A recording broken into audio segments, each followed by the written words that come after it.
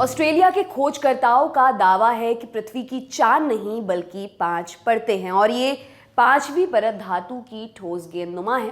उन्होंने इसका पता लगाने के लिए भूकंप के झटकों से पैदा होने वाली सेस्मिक तरंगों का इस्तेमाल किया है। उन्होंने सेस्मिक तरंगों की रफ्तार के जरिए 5वीं परत का पता लगाने की बात कही है। खोजकर्ताओं ने इसके लिए पिछले 1 दशक में आए 200 भूकंपों के झटकों के डेटा को जमा किया था। खोजकर्ताओं के मुताबिक 5वीं परत धातु की बनी हुई है। इसके बारे में आपको सब कुछ विस्तार से बताते हैं। सबसे पहले जानते हैं कि किस आधार पर यह दावा किया जा रहा है।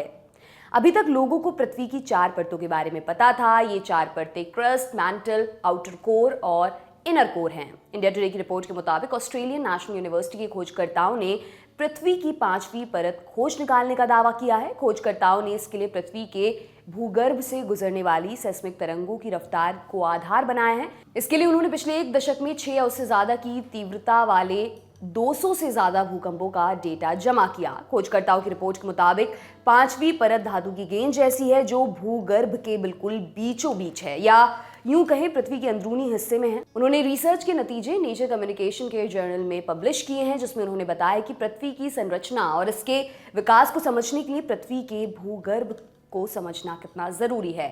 एएनयू के research school of earth science के डॉक्टर थान सोनफाम ने बताया, पृथ्वी के भीतरी गर्भ में धातु की गेंद की मौजूदगी की कल्पना करीब 20 साल पहले ही कर ली गई थी। हमने अब इस कल्पना के सबूत पेश किए हैं।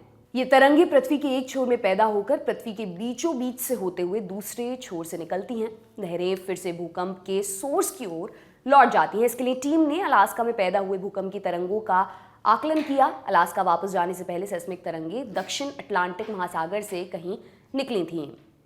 खोजकर्ताओं ने पता लगाया कि लोहे और निकल की एनिसोट्रॉपी पृथ्वी के भूगर्भ के जैसी है। बता दें कि एनिसोट्रॉपी का इस्तेमाल पृथ्वी के भूगर्भ में सेस्मिक तरंगों की रफ्तार का पता लगाने के लिए किया जाता है। ये इस बात पर भी निर्भर करता है कि वो किस दिशा में जा रही हैं। इसी से उन्हें पता चला कि बाउंस करती हुई सेस्मिक तरंगे अलग अलग एंगल से बार बार पृथ्वी के बीच के हिस्से में ही आ रही थीं।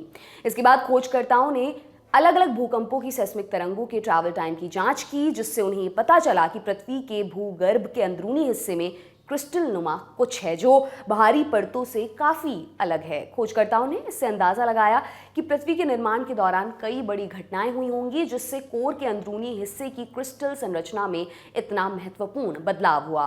अब इस खोज के फायदे भी जान लेते हैं। इसके खोजकर्ता फार्म और कैलरिच ने कहा कि इस खोज से वैज्ञानिकों को 450 करोड़ सालों में हुए धरती के विकास को समझने में काफी मदद मिलेगी। उनका मानना है कि इसकी वजह से धरती पर जीवन को पनपने में काफी मदद मिली थी। उन्होंने ये भी बताया कि धरती के बाहरी और अंदरूनी गर्भ दोनों मिलकर एक चुंबकीय क्षेत्र बनाते हैं, जिसकी मदद से पृथ्वी खतरनाक रेडिएशन से बची रहती है। उन्होंने कहा कि इन प्रक्रियाओं को समझने और पृथ्वी की गहराई से जांच के लिए उन्हें और ज्यादा अच्छे उपकरणों की जरूरत होगी। उन्होंने आगे कहा, रिसर्च में बताए गए निष्कर्ष पहली बार भारी मात्रा में तेजी से बढ़ती डिजिटल वेव फॉर्म डेटा का नतीजा है। हम उम्मीद करते हैं कि पृथ्वी की गहराई में प्रकाश डालने वाली जांच के लिए मौजूदा सेस्मिक रिकॉर्ड काफी मदद करेंगे। उन्होंने आगे बताया कि अब उनके पास IMIC यानी कि इनर मोस्ट इनर कोर के बारे में अलग अलग क्षेत्रों से ठीक ठाक सेस्मिक प्रमाण है और उनके आगे के प्रयास IMIC OIC यानी कि आउटर इनर कोर के परिवर्तन की विशेषता पर बेस्ड होंगे। आपके लिए ये तमाम जानकारी इकट्ठा की है हमारे साथी आर्यन मिश्रा ने। मेरा नाम दिव्यांशी है। देखते रहिए द लंदन टॉप। शुक्रिया। किसको मिली बात, किसने उड़ाया धुआं, दिन भर खेलों की दुनिया में क्या क्या हुआ, हर खबर जिस पर आप करते हैं बात, छोटी से छोटी जानकारी लाएंगे हर रात। लेकर आया है लंदन टॉप, स्पोर्ट्स की खबरों का खास शो स्पोर्ट्स टॉप, सोमवार से शुक्रवार रात 10 बजे।